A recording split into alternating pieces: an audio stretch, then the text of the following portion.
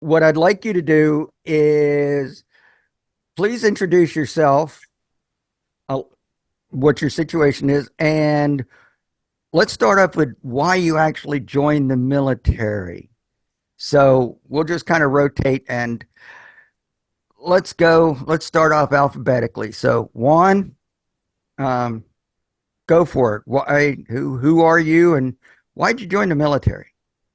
Sounds good. Thank you for having me, Jim. So I'm Juan Betancourt. I'm a conscious objector, currently still in the Air Force. I'm 32 years old. I'm originally from Colombia, South America, and migrated to the United States when I was 9 years old. And so I joined quite late, actually, when I was 29.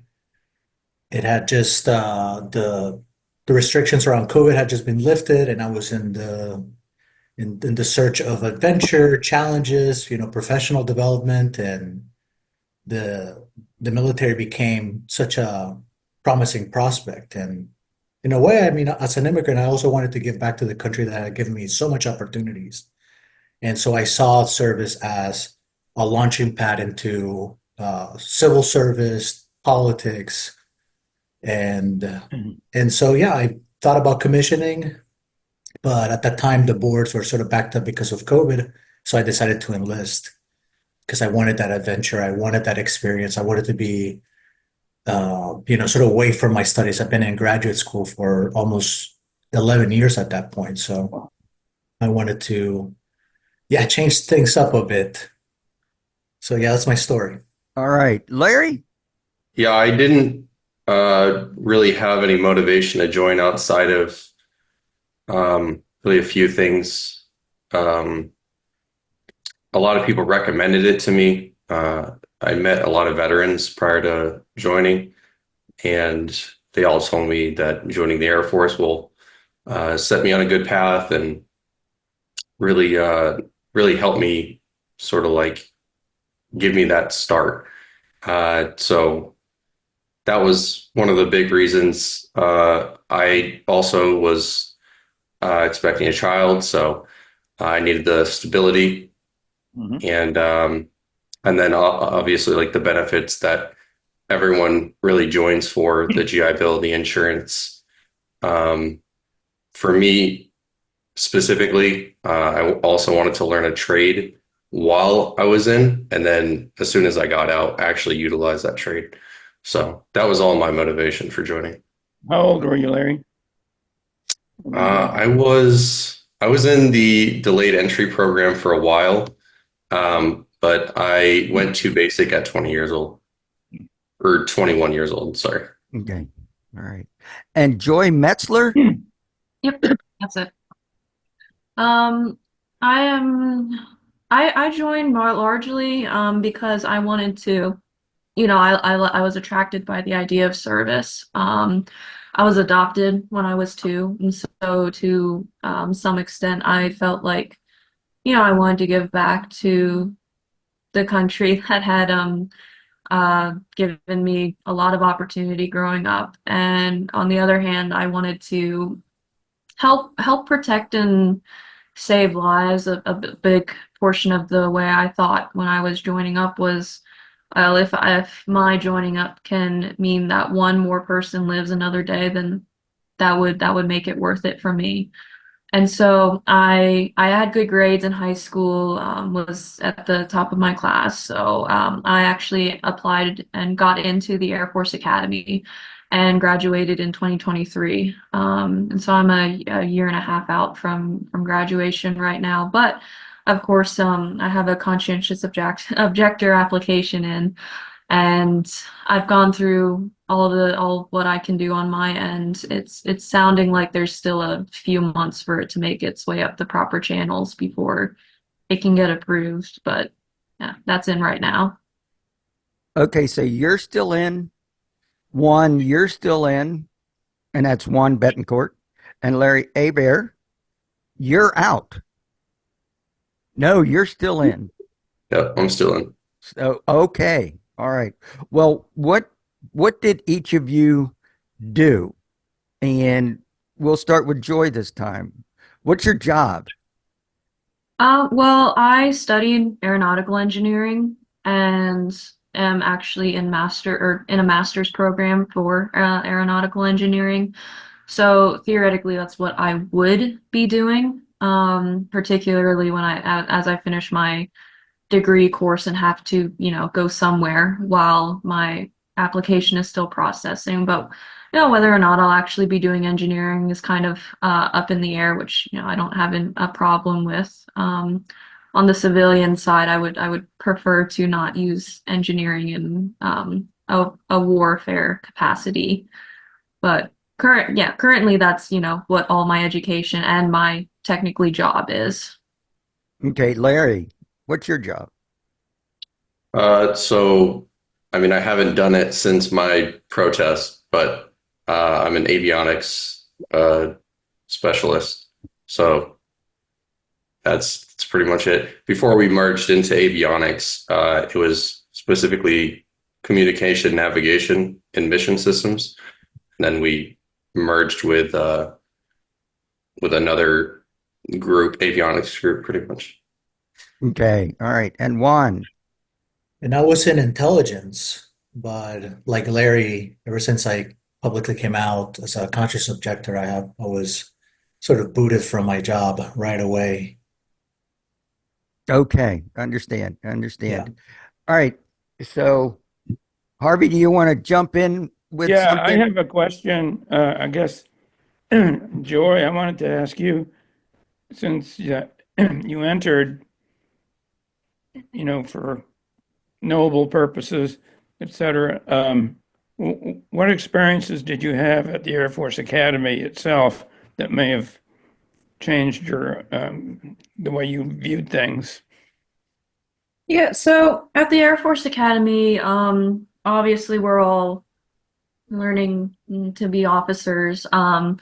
So one of the big things that they really emphasize to us is knowledge of what's actually happening as in our service, and that included basic courses on law, military law, and general international law, as well as an ethics course, which honestly the two align pretty closely. It's just whether you call what you're talking about a theory or a law.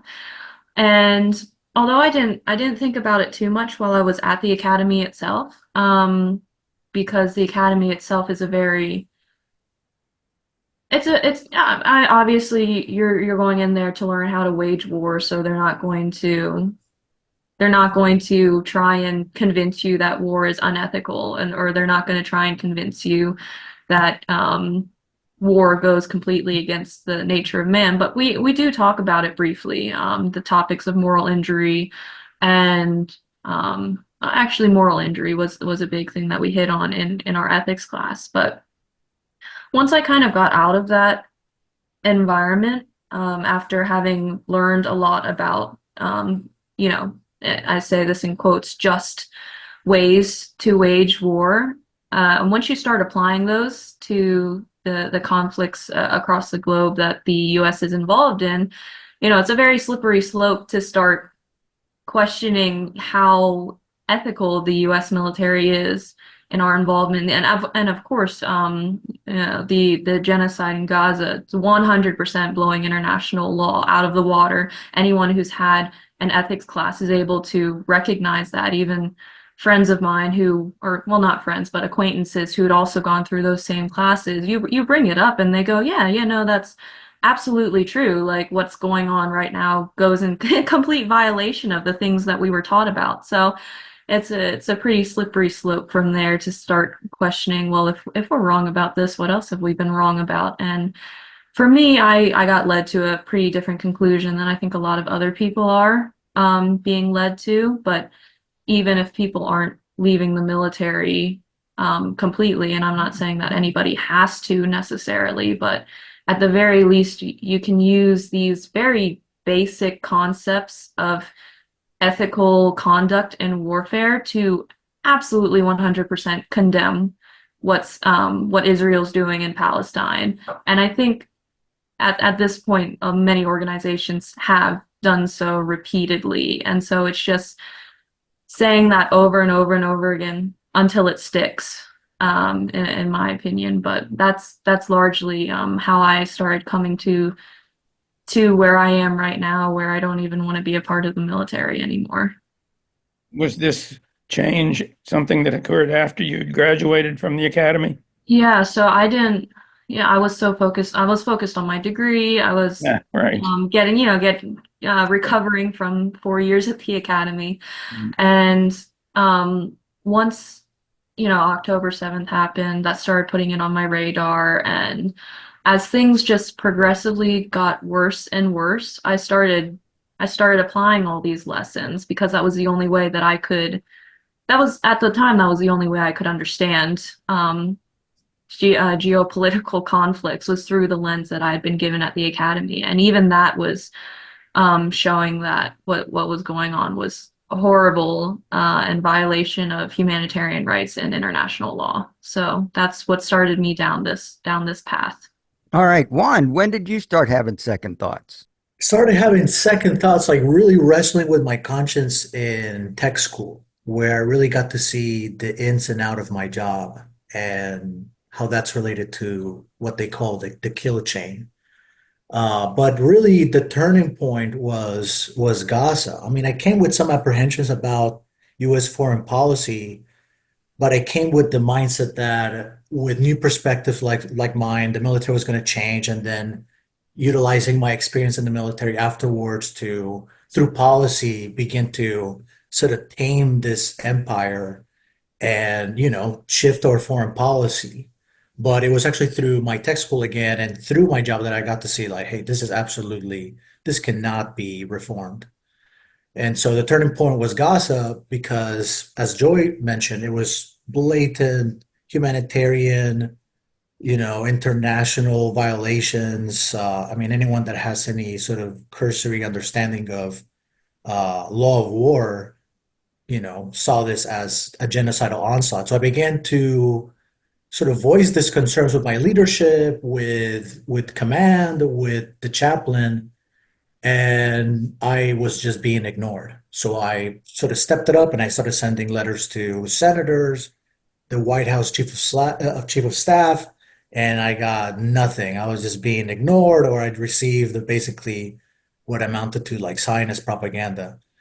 So at that point, I knew that all channels were being exhausted, and that voices like myself, the very few, were just being pushed aside. And so that's when I really started. Well, that's when I knew that it cannot be reformed, and that I couldn't be a participant in an organization that is waging so many wars across the planet, but also directly complicit in a genocide. So actually, it sounds like, ironically, here, what you learned in intelligence was kind of laying bare the moral issues involved. Absolutely. And again, there's a contrast between the theory that we're taught, and I guess Joy can probably speak to this as well, that we're taught about the law of war, engagement, proportionality. But then when you're in the field and you are presented with the reality of warfare Mm. and the type of engagement that states engage in, you get to see that all those rules, all those ethics, all those politics are out of the window, and what you have is barbarism.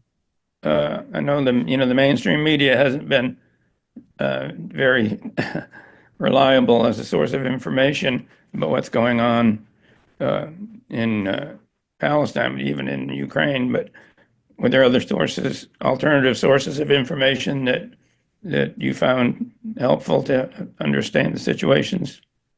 UN reports are a big one. I know when we were talking to our chapter's veterans group talked to one of our senators' offices, and normally not only us but the senators' offices take those UN reports at face value. That's a pretty good source of information, especially considering they just give you the straight up numbers. Ironically enough, oftentimes Israeli news medias will tell on themselves. Yeah. And that's always an interesting one to look at because, for instance, I think I saw an article that was reposted or not reposted, but Mesarvo did a piece on, which is a group of Israeli refusers who refuse to participate in the IDF. The great organization. That's MESARVOT. They're awesome. We've done some work with them too. But I mean, all that to say, there was an Israeli reporter who was reporting on how terrible it is for the IDF soldiers to have to be in Gaza and watch all these Palestinian people die around them. Oh, it's giving them PTSD. And things like that. So oftentimes, like, what's happening is so egregious that even Israeli reporters can't cover up how terrible it is. The only way they can do it is make their own soldiers into a scapegoat almost. Say, look how terrible it is. And CNN did something similar a while ago as well. Yes. With the Israel. So The emotional injuries of slaughtering people. yeah, but people will spin that as being PTSD, which that's not at all what it is. It's moral injury. It's Yes. it's the kind of emotional damage you get from doing something that goes against Mhm. a human's moral compass, which is, don't kill innocent people or something like that.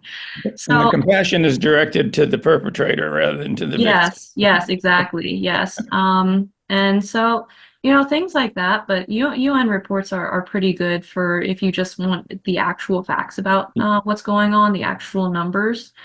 Do a quick little count in your head, do a little bit of quick math, and you can see that the proportions are a little bit off as far as how many civilians are actually dying over there. So yeah, those are some sources. Those are my particularly favorite sources of information.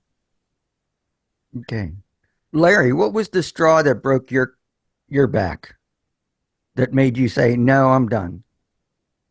Well, it was really October 7th. And I think for all of us, that was really that was the factor, was October 7th. Was well, really what happened after October 7th. And just seeing that the onslaught, I came to the conflict and everything with a fresh set of eyes because I didn't know anything about Israel or Gaza or Palestine before. So seeing the inhumanity and the destruction with no bias was really eye-opening for me. Okay. And it was just something that I didn't think society was actually capable of, that level of inhumanity. And yeah, it really like molded and changed my perspective. And I even gave the Zionist point of view like a fair shot, really. Like I tried to seek out Zionist perspectives and really listen and try to understand where they come from. And there's really just no way to rationally get to that level of thinking. So that was ultimately what led me to desire separation. Okay. Juan, what was the process? How'd you start? I I started, I mean, the catalyst for me, and I think it should be mentioned, was Aaron Bushnell's self-immolation. Mm. Because coincidentally, I didn't know Aaron, but he served in my same group. Mhm. And so having a person that is like, sort of close by like, just a couple of organizations away was really at home. Mhm. And so I attended his funeral, and Gaza, Palestine, the cause for his martyrdom was not even mentioned. And Mhm. so that just, pushed me to start contacting anti-war organizations. So I contacted local veterans that are sort of active in the movement, and that led me to Veterans for Peace. And I talked with Mike Ferner, who directed me to the Center for Conscience and War. And it was really through my dialogue with Bill Galvin about sort of the dissent that I was, harboring for such like what, 4 months at that point, it was through that dialogue that I came to see that, both the wrestling of my conscience and this dissent were all leading me to refuse to be participant in this organization. And so from then on, it was just a matter of acquainting myself with the process, seeing what the essays were about. That's when I also started having contact with Larry quite frequently about so the questions, how you're tackling this question, where you're coming from. So it really began from a dialogue with anti-war activists and also with Larry. How'd you find out about Larry? Was it because he was on our show before?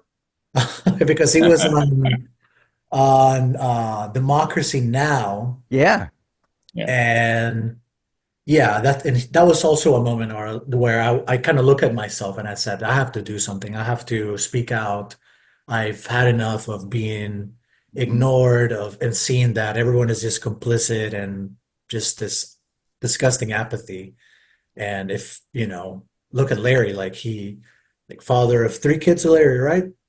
2, 2 kids. Okay.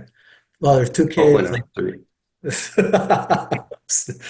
like look, a father younger than me, like he's willing to go that way, like I'm willing to go as well. I'm willing to go all the way as well and speak out and confront my leadership directly How'd and that defend go, my Larry? public. Helping Juan. What'd you help him with? What were the ropes you were throwing at him? Well, so Veterans for Peace is the one that I think ultimately brought us in contact with each other, and it's obviously changed everything since my stint in DC. Um, so I think early on, I already kind of knew, like when I went to DC, I already kind of knew like my actions on their own weren't going to do much of anything on their own. Just like Aaron Bushnell's, like they did something, they had an impact on a few individuals specifically that ultimately was the catalyst for myself and then for Juan and Joy. And so like it just continues to spiral from here. And that's what's ultimately important is for us to get together, like-minded people that have a conscience and are willing to speak out and step out of their comfort zone. And I think a lot of people do have the same level of morality and thought process as us and beliefs. It is just whether or not they speak out or not. A lot of individuals have already sought conscientious objection, have already separated in some way or another, and it's kind of hard to highlight those individuals unless we know about them. And so obviously going public and speaking out is the best way to showcase this. So yeah. So, Joy, is that pretty much a similar situation with you as far as speaking out or as far as taking the example of Aaron Bushnell, but taking your own course? Yeah, yeah, I'd say Veterans for Peace probably is our common thread. I first learned about conscientious, well, not necessarily first learned about, I learned about it in reference to me, who is already currently serving and who didn't want to stay in the military, from some VFB chapter members that I met at a local protest. And this group has been like not only like the large group, because I also got to talk to Mike Ferner, who I still stay in contact with, but also, keeping in contact with my local chapter has been a huge help. For me personally, I did my application through the Quaker House, and Steve, who was working with me for most of my application, he did a terrific job. Just kind of knows how to word everything to make it sound good, and kind of understands how the whole process works. So I did most of my application through him, or all of it. I They've been should a say. great resource over the years. Sorry? Quaker House. Quaker House has been a great resource Yes. over the years. Yeah, they're great. They're super super awesome people, and I really appreciate all of their help.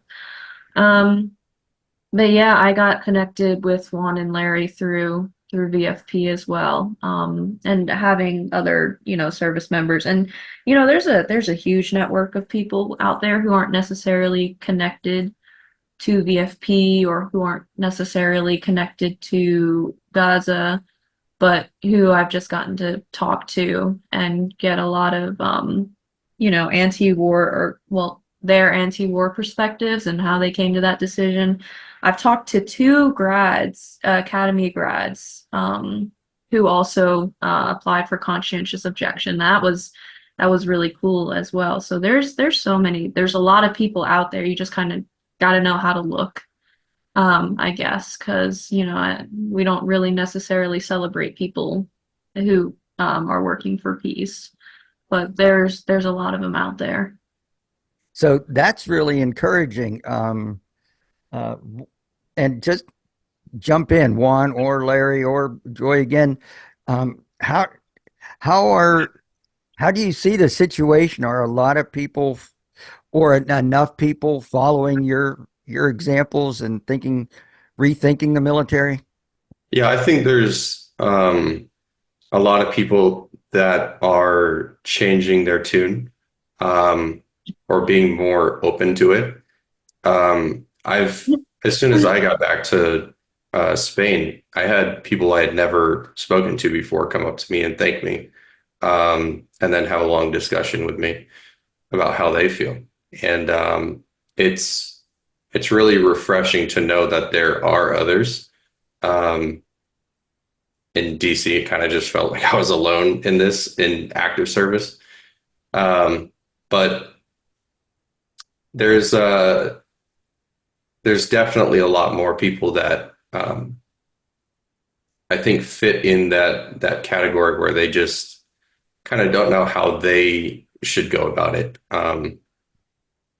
I've spoken to people who, their livelihoods are dependent um, on their service. Like they need the income to support their family. They already have everything kind of settled. And I can kind of see, and reason with that because I have my own family. But for me, no amount of security or um, benefits is going to allow me to just sort of bypass my morals and ethics. So I would rather be homeless on the streets, struggling, than taking income and just continuing to support the regime. Which regime? Which regime? Our regime? The Israeli regime? It's the same regime to me. I don't know. Very good. Very good. And just the faces or names might change, but The Yeah. facts still remain. So, Juan, what's your feeling about? Do you have a lot of people asking you how you're doing this and what the process is? Yeah, so it really has sparked curiosity about the matter. And again, I mean, responses are varied. There's people that no longer talk to me, that every time they see me, they're the people that, cross the street basically. But you will be surprised how many, especially like senior enlisted leadership, have come up to me and thanked me, and like Larry said, sort of echoed the same concerns and moral outrage. But again, the material conditions are just not there for them. They have families, they have kids to take care of, they have 2 more years until retirement. So Yeah. that's kind of what's hard to gauge is those silent quit, people that are leaving the military silently, that are not overtly, you know, claiming conscious objector or claiming dissent around Gaza, but that are no longer want to be participant. And so it's hard to gauge, and it's for me it's a reflection of this sort of predatory society in which certain rights and privileges like healthcare and education and so on and so forth that come with the military are only found within you know working for the state. Right. Meanwhile, everyone has to kind of sort of and struggle for that. So, Mhm. but like Larry said, I'd much rather be penniless than continuing to serve one more day. Um, it's just it got to the point where you can no longer just sort of live with yourself. You can no longer, look yourself in the mirror and look at your peers and understand that you're part of this sort of imperial enterprise, Mhm. that you're directly, servicing the military industrial complex, an empire, and just go about your day. So Mhm. how do we get there so people, turn on their conscience and make that step? It's hard to tell. Sometimes it's very unpredictable. We'll see how this incoming presidency develops and what sort of conflicts and how this conflict uh, develops as genocide. But that has been my experience. Varied, but for the most part, people tend to have a sort of, deep-seated respect because you're standing up for your morals. And in one way or the other, as military members, they know that what's going on over there is egregious. It's a violation of human rights and the law of war. All right. Well, I think all of you probably are having more important influences on people than you might uh, be aware of because you're just planting the seeds for them to, at some point, people do tend to, you know, when you wake up at 2 o'clock in the morning and there's no distractions, that can be tough if you're doing something that really violates your basic moral Mhm. beliefs. So I'll throw this out. One, you mentioned early on, but I think everybody has kind of this idea. You mentioned early on that you wanted to give back and to the country that had provided you so much. I think you mentioned that too, Joy. Um, and uh, you joined the military, and all of a sudden, oops, wait a second. I'm actually not giving back to the United States. Maybe there's some other thing going on. Did you feel did you feel betrayed? Did you feel like um, all the uh, all the propaganda or advertisements that led you towards the military, as far as an opportunity to give back, might not have been completely factual or above board, or did that? How do you feel about that?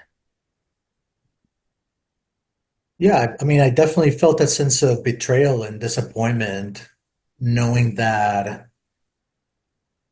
the idea that the military is to bring about peace, to, secure commerce and to, you know, uphold democracy and this sort of liberal ideals is just a facade for empire and actually the perpetuations of war. We're not in the business of peace. We're in the business of creating more conflicts.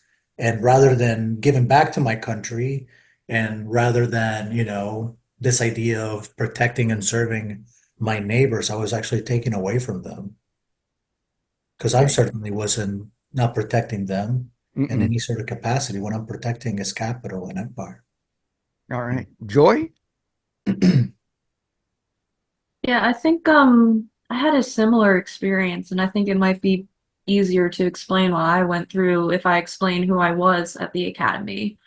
So of course, yeah, I mentioned before that I joined very much in a service-oriented mindset, and that's why I went to the academy.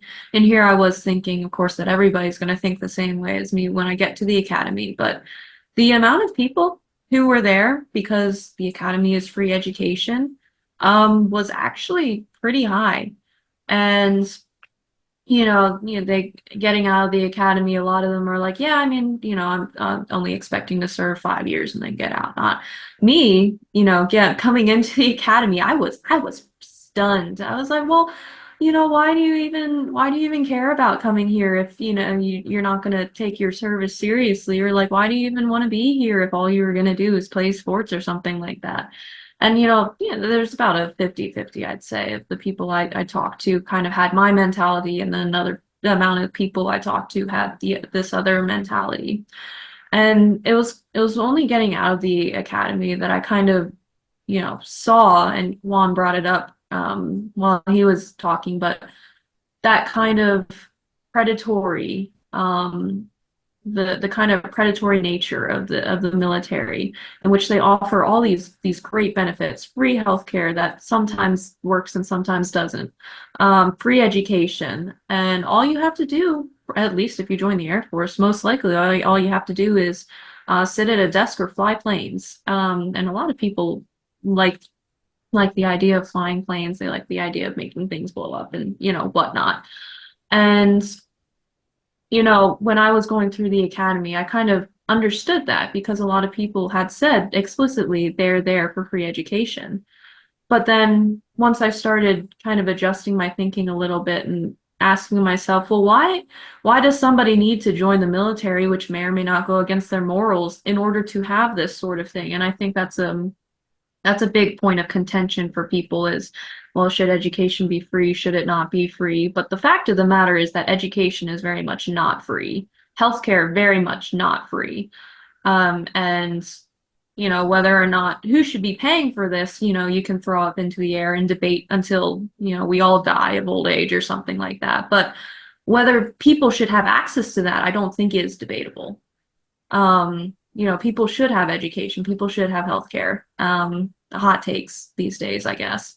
And the fact that the military is one of the only ways that people are kind of able to get this in a very consistent, well, maybe consistent fashion, is, in my opinion, is not how we start building a peaceful world. And the military is going through recruiting crises, so they're applying all sorts of methods to try and get people to join up. Recruiters, it's a running joke in the military that recruiters are some of the biggest liars you will ever come across, and the fact that recruiters can just straight out lie to get people to join up was absolutely shocking to me, as a bright, starry-eyed 17-year-old entering the academy for the first time. And so it's just kind of realizing, like, on a very basic level, that a lot of people are joining for their livelihoods. At first, when I joined, that was a crazy idea. But then when I realized that it actually was true, that's kind of what started me down this road of, like, well, how can we say that and a lot of people in the circles I'm in now, they call it the economic draft. And asking myself, how can we call ourselves a volunteer force if half the people are there because they simply cannot survive otherwise?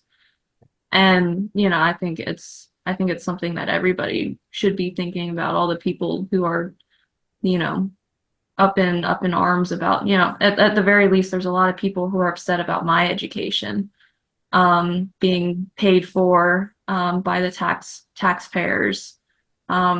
Here's an open offer. If you would like that penny back that your taxes paid towards my education, I'd be happy to pay it back to you personally. But a lot of people were asking that question, well, why did we pay for her education if she's not even going to go serve? Well, first of all, I'm going to use my education. I'm just going to serve in a civilian capacity because I am going to use that education to better the society I'm growing up in.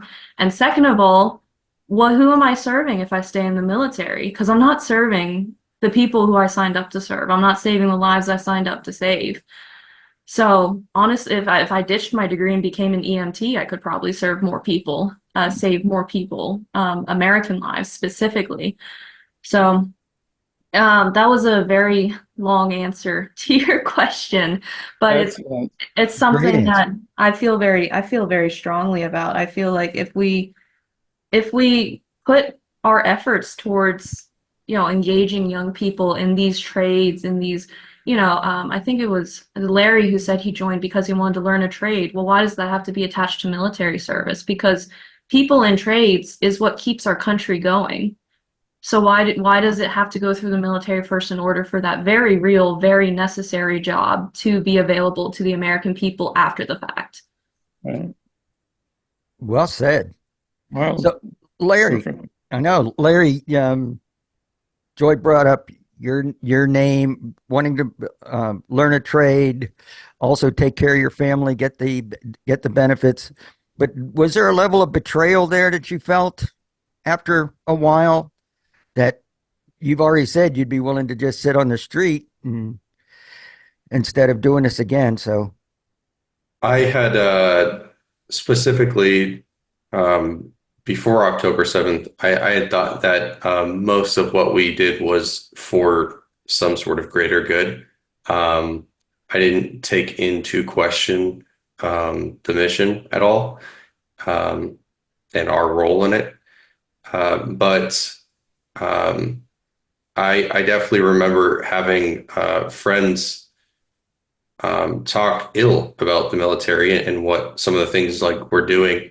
And I knew that my position originally at McCord Air Force Base in Washington, I knew a lot of the missions that I was attached to were humanitarian missions. So I defended the military for a large part, and what we were doing. I thought we were truly out there just helping people, and it was just a complete 180 when October 7th happened, and seeing the response from our officials. And the official response from, President Joe Biden, with him constantly giving us red lines and saying this is disastrous, and then going, well, that's okay, or just like accepting and continuing to send weapons, even though there's no evil out there that they're actually trying to combat.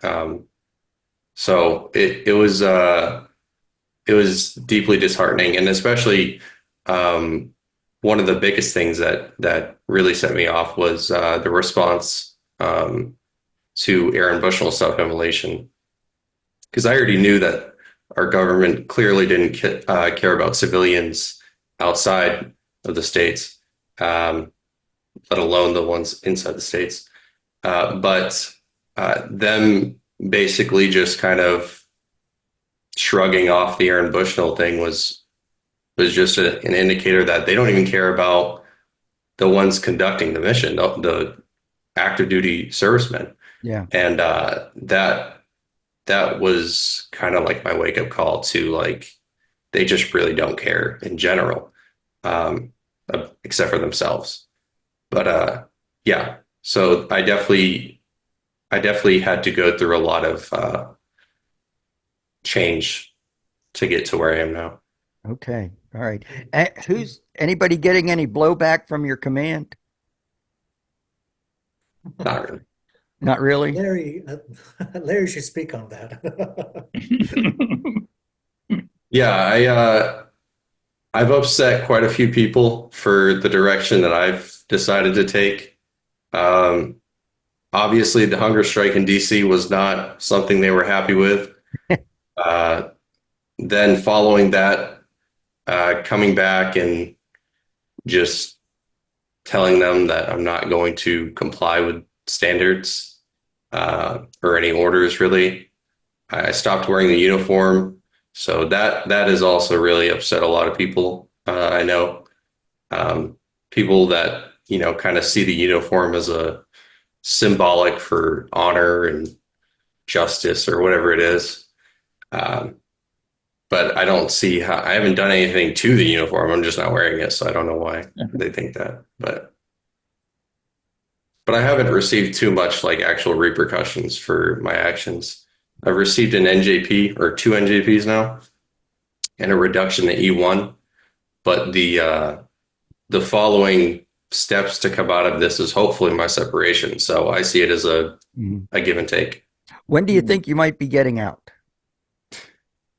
There's a rough projection of January, but it could be sooner, could be later. Just depends on how things go. Juan, when do you think you'll be getting out? Well, I don't know that. I mean, here in Lackland, it seems no one understands the CO process, so the bureaucratic labyrinth has been kind of hard to manage. An IO, which is an investigating officer, which is the person that sort of gathers the evidence and conducts the interviews, has been appointed, but they haven't, gotten in contact with me. So I'm, So you're really, really early. Yeah, so really early. I mean, but I finished my application in July, but I've been in this sort of, going around Um, I don't think it's malice. I actually think it's just incompetence. I mean, the last time Lackland had a CO was 2018. But at this point, I'm thinking of even filing a complaint. I mean, it's not really rocket science. But I Mm-mm. mean, my leadership has been accommodating. I mean, of course, once I came out publicly as a conscious objector, I was booted off the mission. They didn't want me, anywhere near intelligence.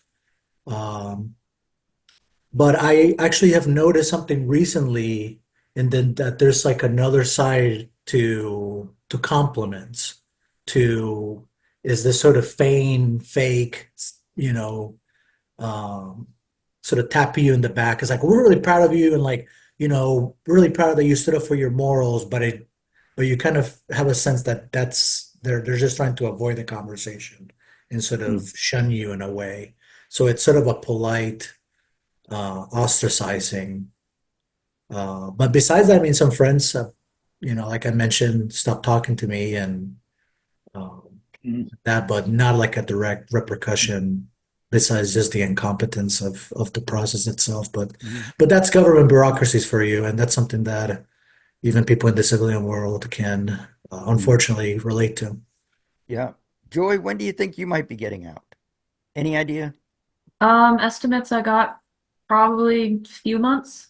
Um, of course that's all up in the air, and with me having to move to a different chain of command, it's adds a level of complexity to my case, but at the very least, I think I've had the best luck out of everyone as far as having very professional leadership, who are actually trying to get this pushed through.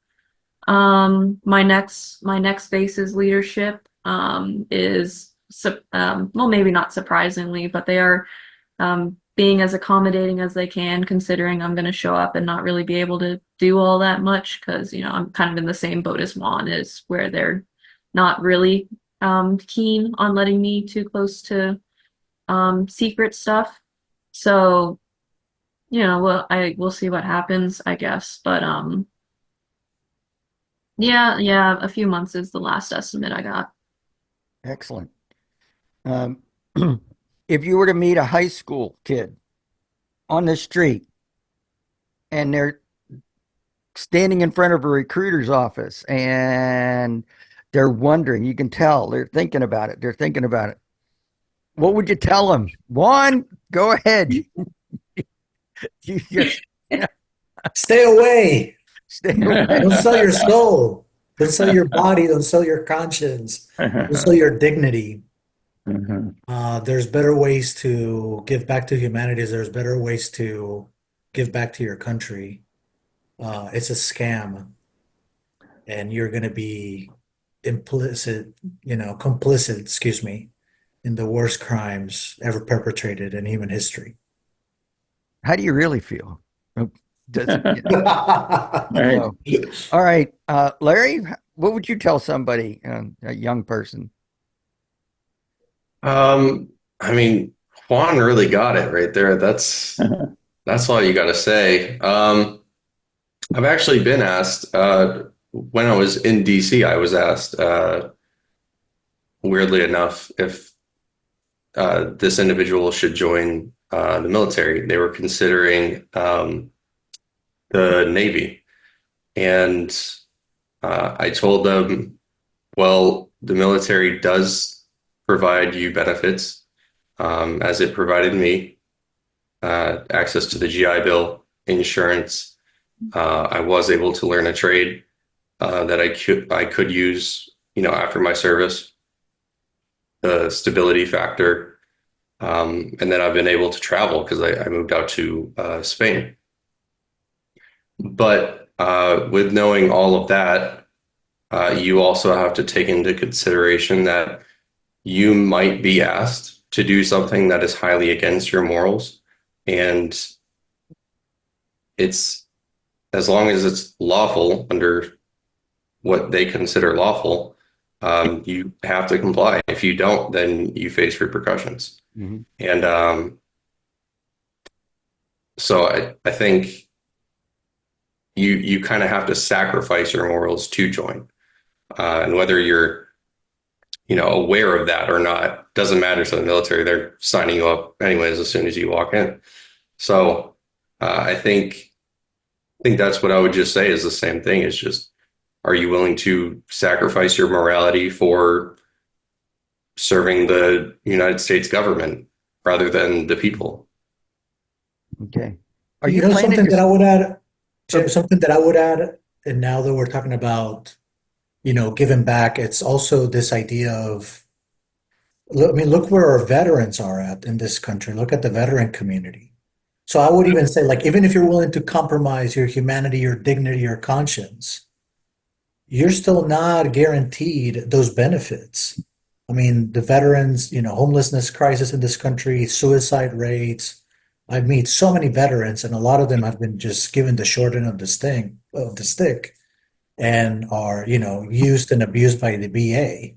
And so that goes to show that even for active duty members who are sent to die in these senseless wars, even if, an act of self-immolation is sort of brushed underneath the rug, even veterans that did the 20 years that, showed up for work, they're still being thrown under the bus. So this is just an enterprise that no one should be associated with. You're really playing yourself at the end of the day. Sorry, I just wanted to throw that out there. That's Oh, a good one. We thanks. always used to make sure that people understood that veterans have roughly double the risk of suicide of non-veterans. Yeah. And in women, it's even greater. Yeah. So, Joy, if you're speaking to a high schooler, do you have a different take than the gentleman here? It is a little bit different just because, some of the people I've talked to, they might agree on Palestine and they might agree on Gaza, but they might not necessarily agree with my views on deterrence, and military force, which, you're welcome to have your own opinions on how effectively that works.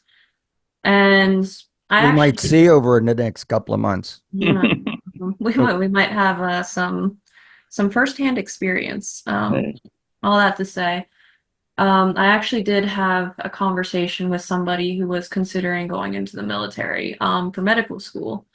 And, this person was, hard set on entering the military. And honestly, at that point, sometimes telling them all these things about the military, all that really does is kind of shut them off to the conversation. And I was in that same headspace when I was in high school. Someone had told me all the things that not to say that Juan and Larry said bad things, but if someone had come up to me while my mind was already set on the military, I probably would have just either at the very least, I would have blown them off. At the very most, I might have felt, offended at what they were trying to tell me.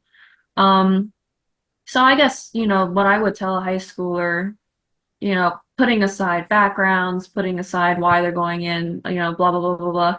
I would just tell them to, the best thing you can do for yourself while you're entering is educate yourself. You got a lot of time to figure out exactly what you're getting yourself into. You got a lot of time to figure out what your other options are. This person I was talking to, of course, they're set on the military, but they were going to enlist in the army. And, they didn't realize that, and they're trying to go for med school, and they didn't realize things like ROTC exists. They didn't realize that maybe they realized the academies existed. I'm not sure, but ROTC is a program as well. And it's like, if you are that dead set on joining the military, make sure you understand within the military what opportunities there are for you, so that they don't say, all right, you're in the infantry now. Go hunker down in this sand bunker over here in the Middle East, while you try and do med school virtually, because that's the only way we're going to let you go. So, like I said, the military is a predatory force, and I think that's just common sense. They'll make a lot of promises, particularly to the enlisted folk. They'll make a lot of promises about what can and can't happen, and in some cases, there's some grain of truth. It can happen.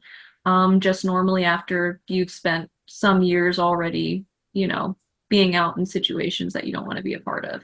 So the best thing you can do is educate yourself. Right. Figure out what it is you're going to be a part of. Figure out how to get to what your goal is that you want it to be.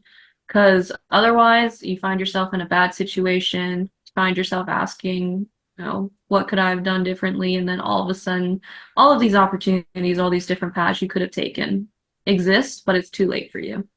So Yeah.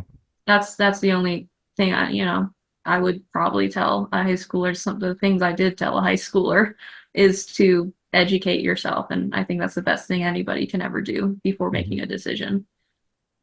Excellent. It's nice to know that recruiters haven't changed, because the recruiter in 1968 told me, don't worry, join the Navy and you won't have to go to Vietnam. And oops, that didn't work out.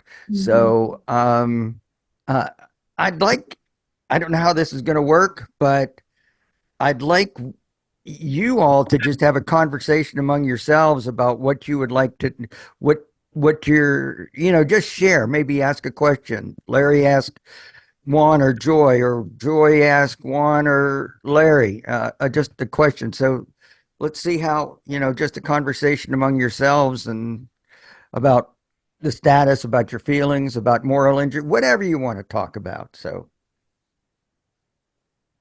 How are you guys doing? uh, let's all the news coming out is pretty disheartening. Yeah. Yeah, I mean, we've been here now for what, a year and 3 months, and so much has transpired. So it's disheartening to see where we are.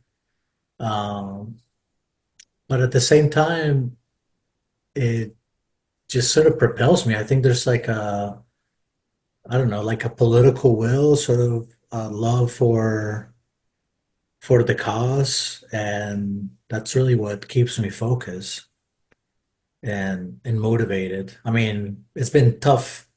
Last 3 months have been tough, just sort of, struggling with anxieties, depression, but I'm sort of over that valley and sort of finding my footing again. Um, and I'm finding that support and that love from people like Larry, people like Joy, people that are just going to be dedicated and have a conscience and be a voice for this generation, regardless of the outcomes. Yeah, I think partly one of the most difficult things to think about, like when everything is going on, is how can we effectively help? Um, I know early on, for the first 5 or so months, it was just seeing destruction and death, and just constantly every single day. And that took a massive toll on my mental. Um, but then I just got to the point where I can't just sit here and watch this go on. Like, I need to know, like, how does this get resolved? Um, and I think a lot of people are trying different things to make their own impact. Organizations like Cook Pink and the group, um, the encampment outside the Israeli embassy that was protecting the Aaron Bushnell Memorial. Everyone's trying to do their own thing, and it's when you're first getting into this sort of activism and seeing what others are doing, it's kind of hard to sort of fit yourself into that, trying to figure out how you fit into this big puzzle. But I think eventually there's going to be some sort of shift where things start aligning more for all of us. Absolutely. So a shift. uh, Well, that's a really good point, and it brings it up when Harvey and I have talked to a number of different people. In fact, we talked to Lawrence Wilkerson, who advised his kids not to join the military. And that he said they did, but he said there's so many other opportunities. So, but as far as we're in a mess. We're in a mess right now. How do you see as young people getting out of the mess? Is there going to have to be some sort of big problem to get a lot of people to wake up? You know, how do I put this? What does the future look like? Joy, we'll put you on the spot first. Oh, great. Um, obviously the ideal world is one where young people have empathy for others who are not of their nationality, background, race, etc. Which, I've gotten called naive for that viewpoint before. And honestly, to some extent, it is a pretty idealistic stance, considering a lot of young people can't even find that kind of community with people of their own backgrounds. But I think genuinely, this is the best time to do it. A lot of violence and hatred in the past. What is spurred? What that's spurred by is a fear and misunderstanding of the other person. Islamophobia thrives so strongly because people have a fundamental misunderstanding of what Islam is, and what they associate Islam with is the works of a few extremists. And what's interesting is that in their own spaces, they can ignore the extremists of their own groups, because they understand fundamentally that extremists don't speak for the group, but they don't understand that in context with other religions or other people that they don't understand. But with the wonderful World Wide Web, we have that understanding right at our fingertips if only people do the work to go out and do the research. And a lot of people like taking the easy way out. They like watching the same news channels over and over again. My own parents are glued to Fox News, like it's, the gospel or something like that. But I think it'll take a little, if everybody puts in a little bit more effort to just kind of understand our world and the people in it.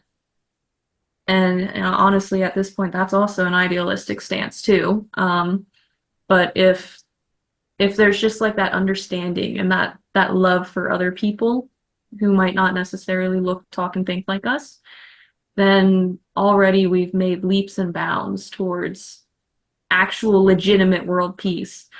Not just like the Christmas world peace that people think they want, but and honestly, we're on that road already, I think. And you can see it in the amount of Americans who are deciding to go against what America has tried to teach us this whole time, that Israel is above contempt and above the law and above reproach, or maybe those aren't the right words, but is above criticism.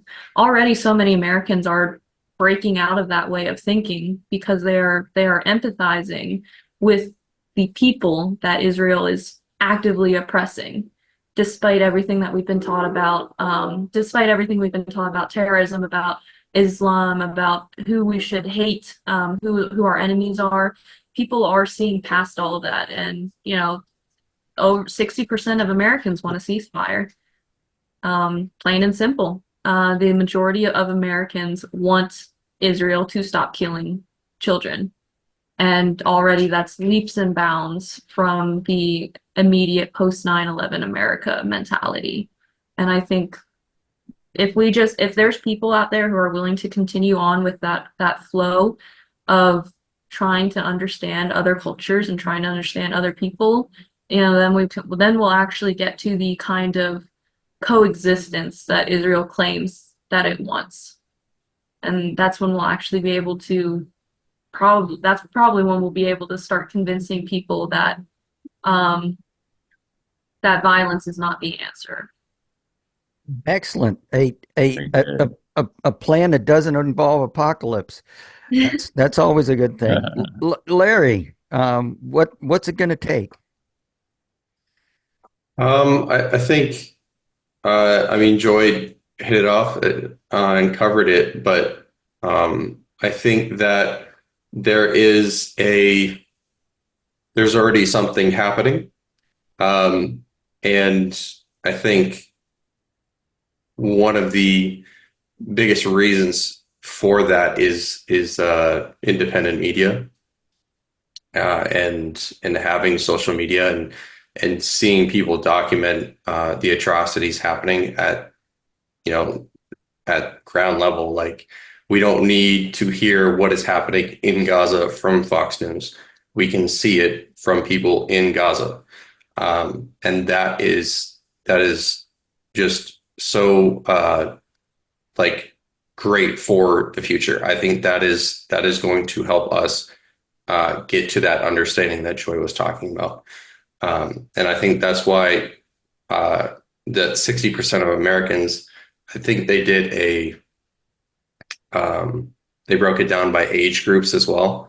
And you could see that the older generations were much more against supporting ceasefire versus the younger generations, which were like 90-80% in support of it. It is because the younger generations are getting their news from like TikTok or Instagram, these independent sources, and journalists. So I think that is a good sign. But then also we have to do what we can and actually put action to it. Because we can have discussions all day in our groups. We can do interviews. We could do whatever it is and talk about things. But unless we put actual action to it, things don't change. And so I saw early on a lot of the individuals that I was talking to had this viewpoint that, like, well, what can I do? I'm just some guy doing a job, out here in New Hampshire. Like, I can't do anything, and I'm not part of this.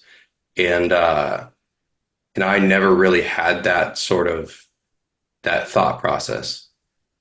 Like, from the day I saw that first video of children running from a home that was bombed in Gaza, I knew I felt inclined, like I had to do something.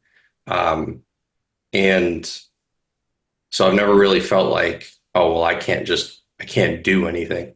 I always felt like I could. I felt displaced from it because I'm over here in Spain versus being able to organize and meet people back in the States. But yeah, I think a lot of people have that mentality. And maybe it is just an American thing, but a lot of people have that mentality, like, what can I do? I'm just one guy. Mhm. And it all starts with organizations like Code Pink and Veterans for Peace, About Face, these organizations where anybody can show up really, and help out in some way. And we need more people to contribute to things like that. And then obviously, our government, anybody can really run for office, obviously with certain stipulations. But like $1 million. yeah, and I think a lot of people. I mean, I've grown up my entire life. Growing up, people have told me that politicians are snakes and they're liars, yada yada yada. But nobody does anything about it. I think if people actually really put in the work to try to get into these positions and sacrificed some things in their life, whether it's a promotion or whatever it is, to run for office with good intention, and try to correct the problems that are in DC, I think we could see a dramatic impact through that. That'd be great. That'd be great. Juan, what's it going to take to get us Jim, out I of this wish I mess? had a crystal ball, and I think as Foucault said, like, you can't predict a revolution, although one would hope a moral one and one that, fascism is here. This is a dying empire.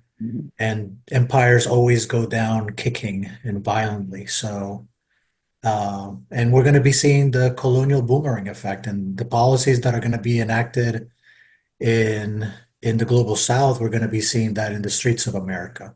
But I think that dynamic is going to create a consciousness in which Americans, workers, from a multicultural background are going to have an awakening, is that those wars, those imperialist wars that this country has fought for the last, 75 years are tied to their material conditions here. And so I think that's going to, you know, propel people to organize, to unionize, to run for office, to, try to look for ways in which they can help and, help the most immediate communities. Because yeah, the forces of fascism are here and we need to be ready. And this is the moment to organize and to be prepared for what that's going to look like, and hopefully able to avoid that apocalypse through mass movements and through organizations that range from, you know, trade unions to anti-war movements. We need large coalitions in order to, yeah, avoid further war and avoid further oppression. Okay. Are That's at you all, least me. yeah, are you all planning to stick with Veterans for Peace?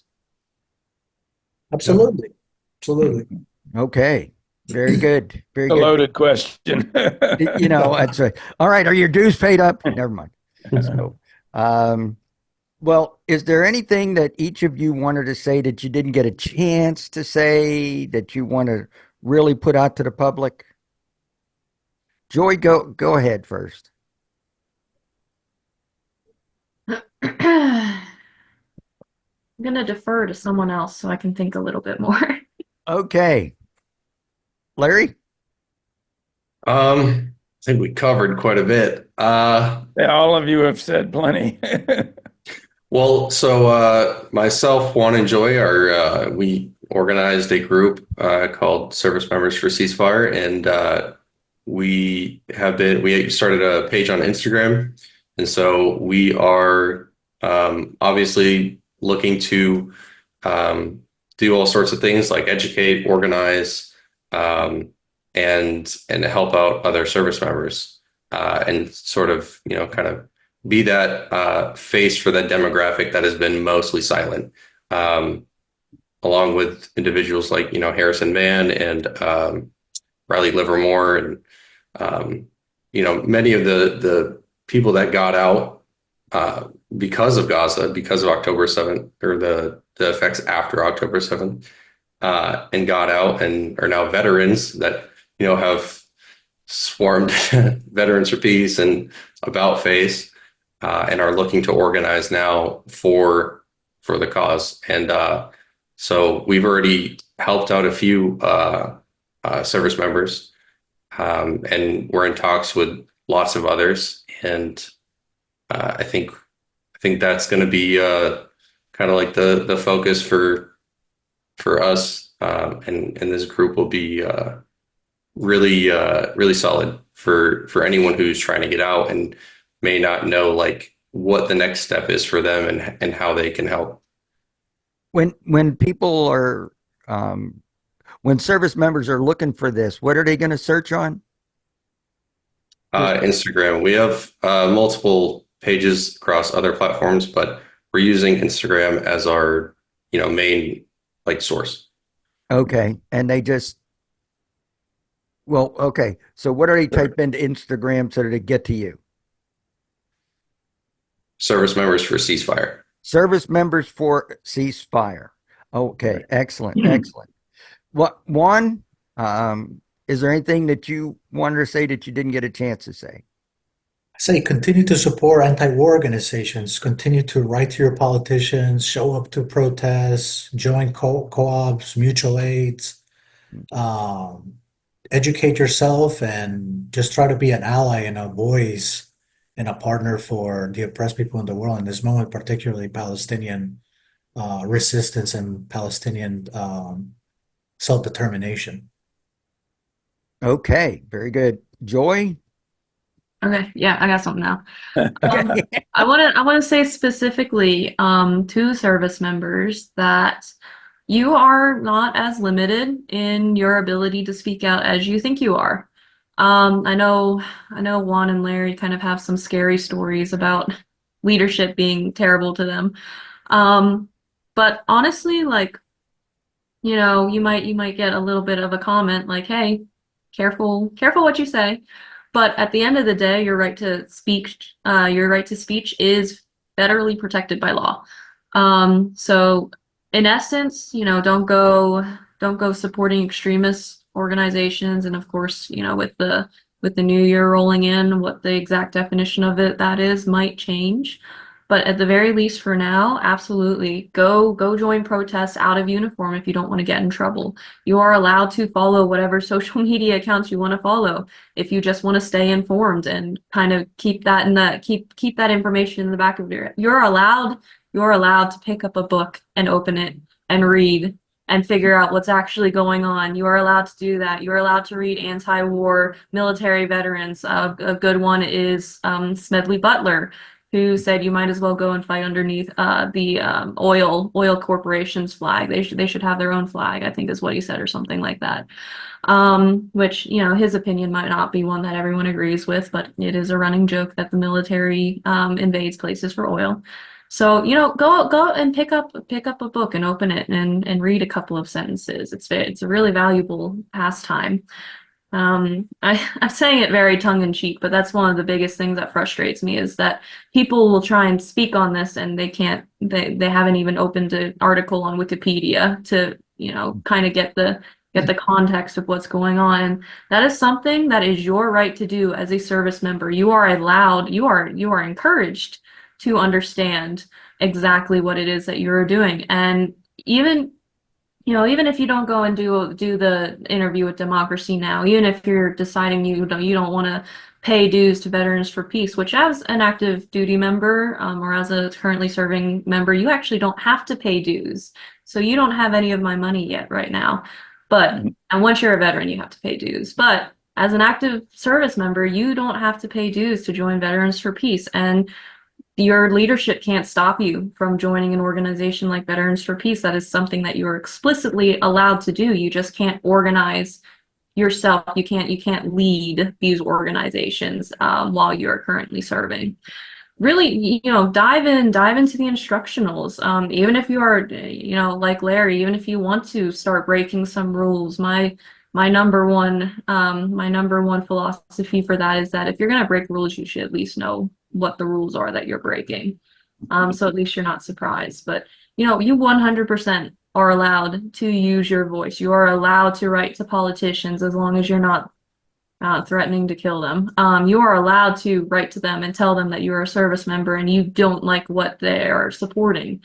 And all that kind of stuff. You're allowed to talk to your fellow service members about what's going on. You should absolutely 100% understand what your role is in geopolitics. You cannot be an enforcement arm in foreign affairs if you don't understand foreign affairs. So I'll hop off my soapbox, but that's my 2 cents on the whole thing. It's very frustrating to me to kind of see us even trying to make a safe space for people to talk about these things, to talk about their feelings and, learn, educate themselves. And there's still so much silence. And part of that is fear. Part of that is a misunderstanding of what you're actually allowed to do.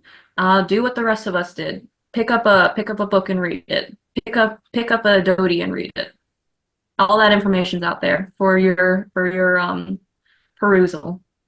And Excellent. now that we're talking about rights and protected speech, Veterans for Peace has appealed for redress to the second appeal, which provides service members, active duty and guardsmen with 5 templates in which you can pick from, and you can directly write to your politicians in protest of what's going on in Gaza and demand a ceasefire, and most importantly, demand our arms embargo on the state of Israel, which is violating international law. So these are protected channels that are, sort of sanctified by the Constitution. It's something that you can do as a private citizen. So, yeah, like Joyce said, it's like understanding that you're not muffled and you can break through the cynicism and you can break sort of this sort of defeatism, which I've been kind of encountering recently. So people are just sort of accepting a war with China, a nuclear war as a given, and it's like, well, you still have, a room to leverage here. You still have a voice, and sort of like Joyce said, lean on that instinct, and lean on the rights that are already up that are you already have at your disposal. Excellent. Excellent.